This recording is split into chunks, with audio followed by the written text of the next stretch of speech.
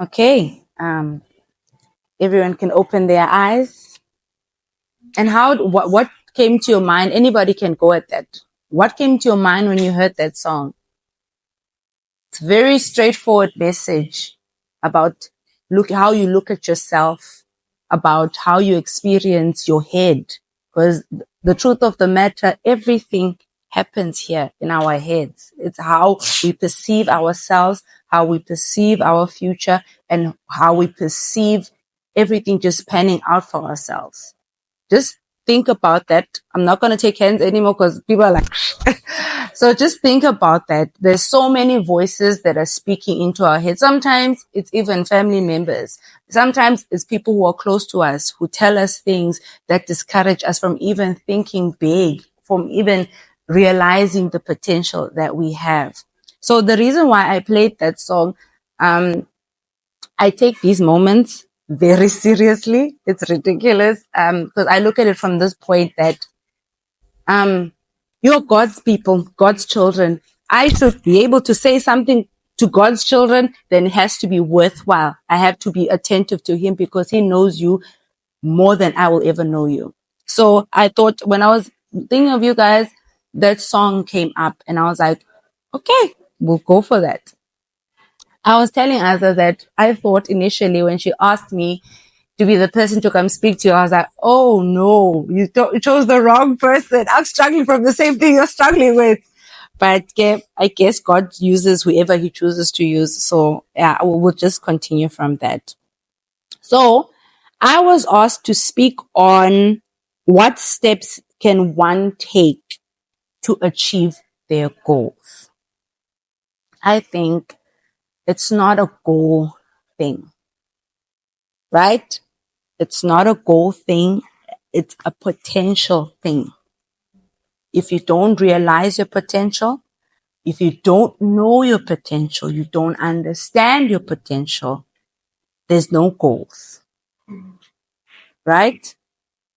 You guys are just looking at me. There's no goals. So if you don't understand your potential, there are no goals.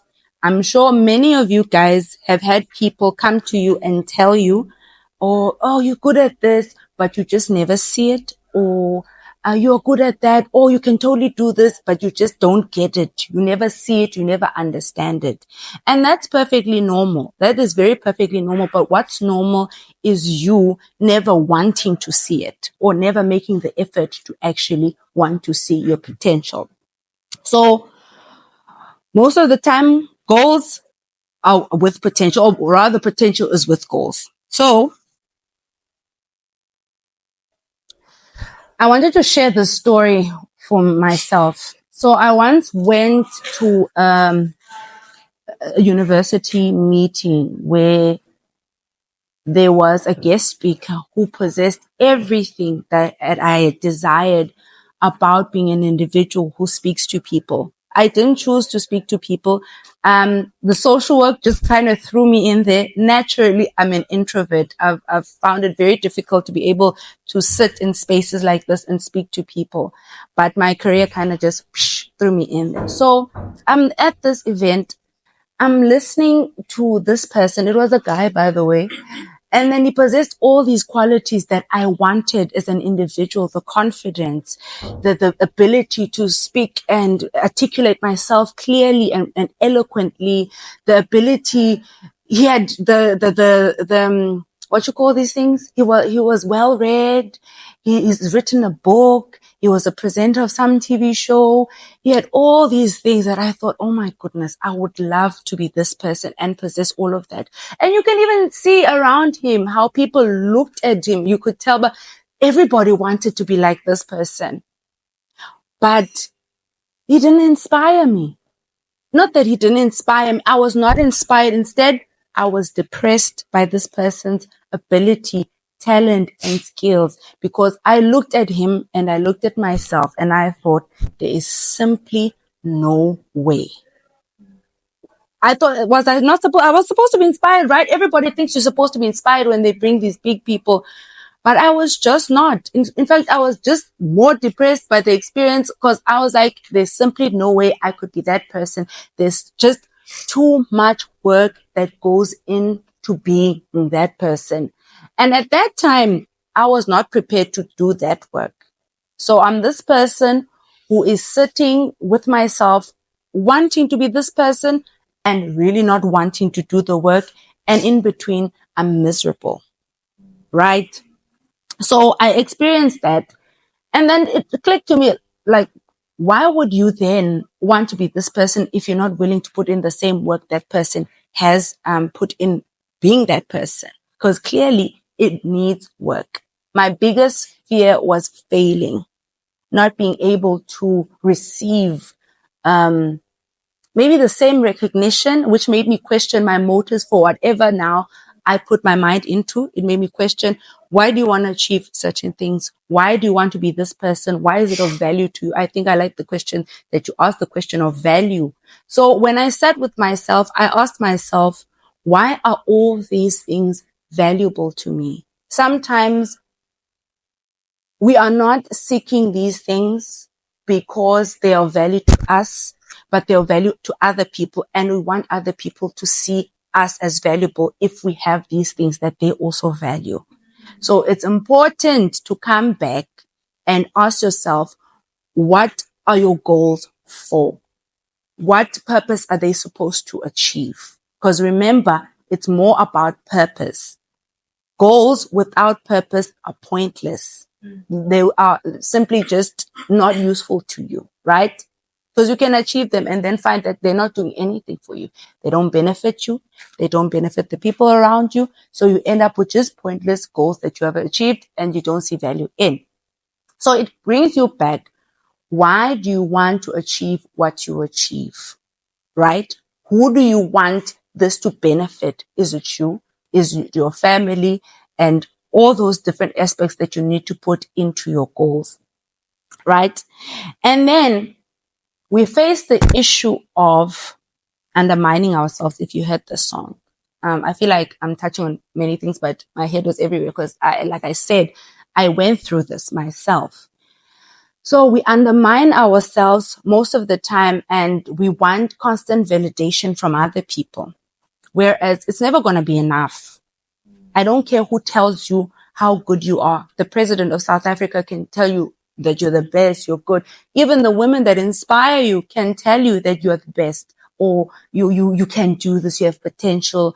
But if you don't believe it, or if you haven't come to terms with yourself, with that aspect of yourself, then those people are just, it's like a temporary thing. It fades away after a certain time. So when I was asked to talk about goals, I'm like, okay, goals. Do you guys have goals? I heard that you guys have already went and done, what is it called? Your vision board. You have the goals, right? But have you ever thought, what is the drive behind those goals? What inspires those goals? Is it enough to help you to push to achieve those goals? Have you thought about that? Because like I said, if your goals, you have those goals for the wrong reasons, then you don't have enough motivation. You don't have enough push power. You don't have enough sustainability for you to work towards those goals. What inspires them? Sometimes our goals are inspired by envy. Remember my story? I said I was envious of this person, but it's not actually, I wasn't willing to work hard. So it was just envy that was driving that goal, but it wasn't driving it far enough because I just stopped at wanting those things and not willing to work on them, right? Sometimes our goals are inspired by how our family is just imposing certain expectations on us. So, okay, if our family, everybody in my family is getting these G-Wagons, everybody's got a law degree, we've got a law firm at home, so I might as well push the same goal. At home, everybody gets married at 25. I also want to get married at 25. Everybody at home doesn't have children. And then now, boom, you have a child. What does that mean for you then? What does that mean for your goals then? Right? So we look at those different aspects about goals.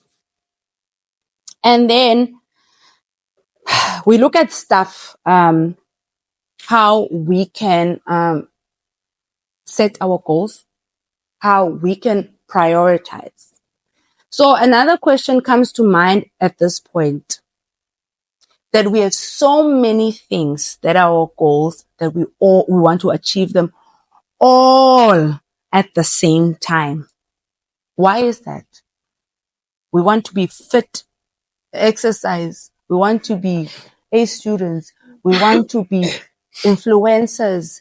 We want to be socialites. We want all these things. But the thing is, we want them all at the same time. What drives that type of thinking? Imagine a chicken, a full chicken. Do you think you can swallow that chicken whole and then in your mouth and all of it is in there? Right? You simply cannot. But what helps is for you to break it up into pieces, small pieces. And each time you take a bite, there's less of the chicken.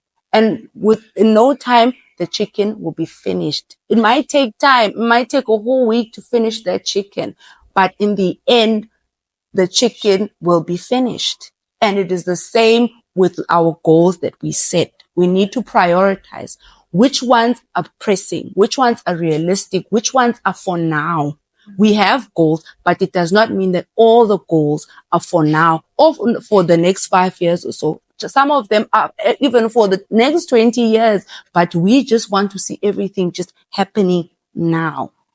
Treat your goals like the chicken that I just told you about. It's a weird analogy, but it's very realistic. You cannot finish a whole full chicken by swallowing it at one go. You have to break it up into manageable pieces. And the coolest thing about eating the chicken is that you don't just eat it plain. Sometimes you cut it up and make chicken and mayo. So you need to learn to adjust in how you work with your goals. You can't just, okay, I'm going to eat the chicken piece by piece. You have a dry chicken breast. Your goal sometimes is not always pleasant. You have a whole entire dry chicken breast that you must eat. And it's not pleasant. It's the same with your goals. Sometimes you do things that you don't want to do, things you don't have the strength for, things that you don't have the skill for, but your goal calls you to develop those skills, to work on those skills. And another thing that I find with education in tertiary environment, it makes our minds very narrow. It narrows our goals. It's like, if I don't achieve my goal through this education, then I won't achieve it at all. If I don't graduate, then I won't achieve this goal at all. If I don't graduate on time, I don't achieve it at all.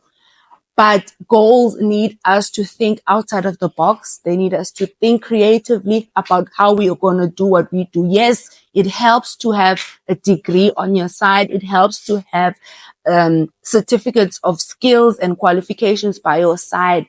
But you need to think out of the box. You need to think creatively, right? So that's one of the things. Okay. So we all know of that SMART thing, where you develop goals that are specific, measurable, attainable, relevant, and time-based. Are you guys all familiar with that strategy of developing goals? So they need to be specific. They need to be measurable. You need to give them a time frame, a period in which you need to achieve them. They need to be attainable, or they need to be achievable. And then they also need to be realistic or relevant, between the two, and they also need to be time-based. Yes, you have all of that, right? But it does not necessarily mean it's goals for the next 20 years. You can plan your goals for the entire week. You need to start small. Start with what you can do today, tomorrow, and you're building a habit. You're building a pattern that you can live by throughout your life. So that develops you into a person who constantly plans.